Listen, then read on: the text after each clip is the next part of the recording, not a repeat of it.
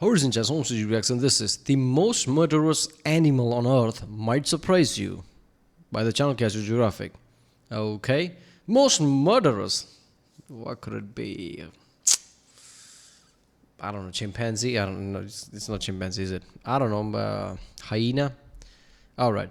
Obviously, like the title says, it will surprise me or something. But yeah, yeah. I like the casual geographic back to its dark and murderous self rather than being light and happy about it, showing puppies or something. Yeah, there you go. You know what animal is really murderous? Here you go. There you go. That's casual geographic for you. Remember, people, if you like my reaction, don't forget to subscribe. So I know which type of videos to react to more. Check out the reaction. There's a link in the description. And yeah, let's do it. 2016, the University of Granada published a study that tried to answer the question of what mammal out of the thousands on Earth is the most homicidal. And the results, well, if it wasn't on paper, you wouldn't believe it. Researchers created a list of over 1,000 candidates, and by painstakingly studying over 4 million animal deaths total and recording how many of those life retirements were caused by the same species, they were able to mathematically determine what mammals are the most likely to murder their own kind. And nobody could have predicted some of the answers. The Dama gazelle placed 16th on the homicide scale with an 11.85% chance of getting past tense by another Dama. Slightly above them, at 14th, were chinchillas with a probability of getting put down by a fellow chilla at a solid 12%. Brown bears just barely made the top 30 at less than So that's what he means, like inside species killing. I guess that's what's considered murders, otherwise it would be like survival. Otters? Poor otters? I don't know. 10%.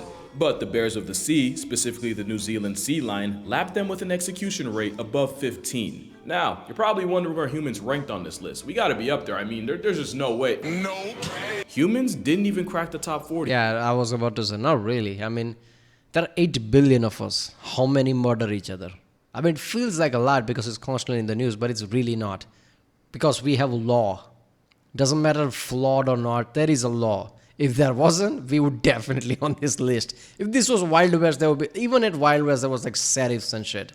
But it was like point blank, who cares about law, who cares about civilization, we would definitely be in top 5. But it's no way. I would be surprised if we are in top, how many species are there? Thousands, whatever. I don't think we're going to be there. With less than 2% of human soul evictions caused by another human. In fact, according to the numbers, lemurs... I mean, then again, wars, right? World Wars, World War II. But even then, even with those millions of numbers, like I said, we are 8 billion. Have far more bloodlust than humans and chimpanzees. But the most horny for homicide mammal in this study, the most murderous creature on Earth, was the meerkat. No, not a meerkat. The meerkat, with about 20% of those in Gods Recently Deleted having been airdropped by another meerkat. But like with any true psychopath, to see where these tendencies come from, we gotta look at their family. Meerkats are a type of mongoose, an animal that essentially married cracked determination with gang mentality. I guess. We're gonna get back to them in a second, but just know, running a fade with mongoose is like getting attacked by a team of temperamental tube socks with teeth. But if you take a wider look, meerkats belong to a superfamily that I'm not even gonna try to pronounce. I just know that they share it with fusas, which I talked about last video, and hyenas. Yeah, the hyenas' closest relatives are mongooses like the meerkat, and that made no sense to me until I heard what meerkats sound like.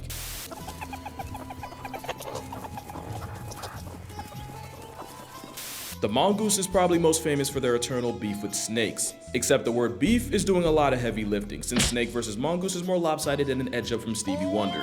A common misconception is that they're immune to snake venom. They're resistant, but there's a point where enough venom will murk even a mongoose. The mongoose has a mutation in their nicotinic acetylcholine receptor that makes it harder for neurotoxic snake venom to bind to it. That's how the same cobra that can flatline a person in 15 minutes can fully get put on a t-shirt by a warpath weasel.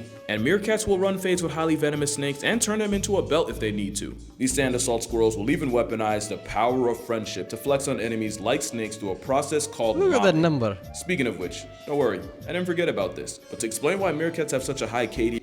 Meerkat, red-tailed monkey, of course, like monkey and then again monkey. Then somehow lemurs are there. Lion is like, okay, at least like with the street cred, at least they are on the list, right? There you go. Long-tailed marmot, simply just lion. Lions are killing themselves a lot, apparently. I don't... why? I don't get... Okay. Oh, I'm pretty sure there was something like, okay, they would mark their own kids or something, right? Because something. I'm pretty sure there was lions, right? So that could be the reason. I don't know. Ratio against their own kind, you gotta understand how functionally dysfunctional their families are. Just another Tycoon. empire is built on a foundation of violence, extortion, spawn killing, cannibalism, but most importantly, a power-hungry mother, and it goes like this. Meerkats live in groups called mobs, and each mob is a conglomerate of several family units merged together as one. And sitting at the throne of each mob are the dominant couple, the alpha male, but more importantly, the alpha female. Because like with their bigger hyena cousins, meerkats are female dominated, and it's the biggest, meanest mama meerkat that calls the shots. Everyone has a job in meerkat society, and the alpha female is responsible for birthing new members to the mob, which is why she eats by far more than anyone else, so that she can make enough milk to feed her pups. The top male is primarily in charge of guarding his defenseless kids, and when he's not doing that, he's usually out hunting or spreading his scent to reinforce his territory. Then you have the scout team, the meerkats whose jobs are to forage for food wherever they can find it. And watching their backs are the sentinels, the security guards of the clan who keep an eye out for ops like eagles or jackals and will alert the foragers of danger with an alarm call. And back with the newborns are the babysitters who keep the new recruits from wandering and going MIA, and the second they hear that alarm, they either rush the kids back underground or prepare to defend them with their life. And of course, to teach the meerkats how to meerkat, you have meerkat mentors. That job description includes passing down all the tricks of the trade, like how a scorpion minus a stinger is just free protein. They'll even hand a mutilated scorpion to the pups for them to hone their hunting prowess on. By the way, did you know that when This, are you kidding me? There's a system, there's a mentor and everything. This is ridiculous. I can already imagine some Disney style TV show with some voiceovers. This is you remove a scorpion's stinger, you also remove its anus. So if they don't get discharged from reality right there, they get put in a coffin by severe constipation months later, the more you know. And last are the pups themselves, and their only job is to not die. And you're gonna see why just surviving meerkat society can be harder than Hefner. One of the most crucial rules of meerkat monarchy is that only the alpha female is allowed to have pups, and she can end up spawning 80% of all the infants in the mob. If one of her subordinates literally f***s around and she's the one to find out, the penalties can include the illicit offspring getting discontinued permanently, and even the offending female getting banished from the family by the queen. And with how meerkat mobs work, a lot of times this involves a mother evicting her own daughter. And with meerkats being used social, getting kicked out can be a death sentence with extra steps. So often the outcast will come crawling back, and sometimes she's allowed back in, but on one condition. The alpha female can and will force the insubordinate outlaw to breastfeed her children, basically using the threat of eviction to turn what's often her own daughter into a wet nurse. The price of promiscuity is why most baby meerkats born will celebrate their first birthday in the afterlife. Pups not birthed by the alpha are at such a risk that some insubordinate females will even catch a case eliminating the queen's kids if it means giving her own a better chance. But it's not that easy. The meerkat monarch is so attached to the throne that she's fucking turning this into daily soap or something. Backstabbing everything. Even the animal kingdom, this is not that far off. This is not the first case we've seen of, right? You know, queen having all the kids and everything. Someone else getting bright ideas and things. Children getting suffered from it. Even willing to exile one of her daughters just for getting too big and therefore being too big of a threat. Just like hyenas, female meerkats produce double the testosterone as males, and they use this to bully the rest of the mob into submission. A banished female does have the options of either trying to bag a bachelor to start a mob of her own, or just straight up trying to join a new one. But there's always the chance she gets violently rejected for her efforts. To put it in perspective, imagine a grandmother that not only puts her daughters out on the street for getting pregnant, not only turns her own grandchildren into a case number, but only lets that daughter live under her roof if she agrees to nurse her mother's kids, which, yes, would mean breastfeeding their own younger siblings. It's twisted, but that's just how meerkats manner. And speaking of siblings, even your own roommate in the womb weight room can do you dirty. Meerkat pups will often square up and throw paws with each other, and even though these fights aren't to the death like with hyena cubs, there's a direct relationship between the availability of food and just how violent these fades can get. Early on, meerkat pups rely 100% on helpers bringing them food, and a pup will start something with their own sibling if they see that one getting too close to a helper. The human equivalent would be your mom coming home with McDonald's and you and your brother throwing fisticuffs with the winner getting to eat and the loser getting to watch. Actually, we might not be that different. And if that weren't enough, there's always the possibility of a rogue male kidnapping an unsupervised pup to try to add it to his own mob. To be fair, kidnapping's rare, but it usually ends with one less meerkat to count. Now, everything I just mentioned involves politics within the mob. Inter-mob conflicts happen too, and it's usually when a foraging party of sand-seasoned assassins trespasses into rival territory. And like with every other aspect of this murder mongoose's life, this too can lead to violence. The meerkat mafia will try to... It's like you don't have enough threat from other species, all this politics and crap, all this hierarchy crap you have to pull it.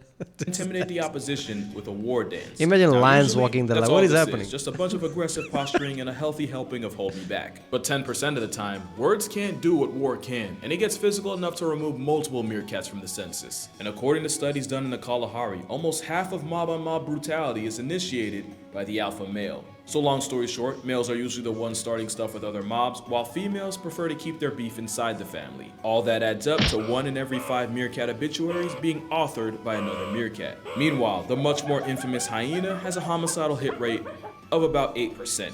It's to the point where you almost wonder why meerkats don't just choose to live on their own, since the biggest threat to their way of life is often another meerkat. The answer is eusociality. SparkNote's version, it's a system where there's one female spawning babies and everybody else works together to bring up the children while also splitting the labor of the colony. Bees and ants are probably the most famous eusocial insects, and so Yeah, I was about to say that, like, by their own, they'll be screwed completely. far, we can only name 2 eusocial mammals, those being the raisin of rodents, the naked mole rat, and mongooses like, yeah.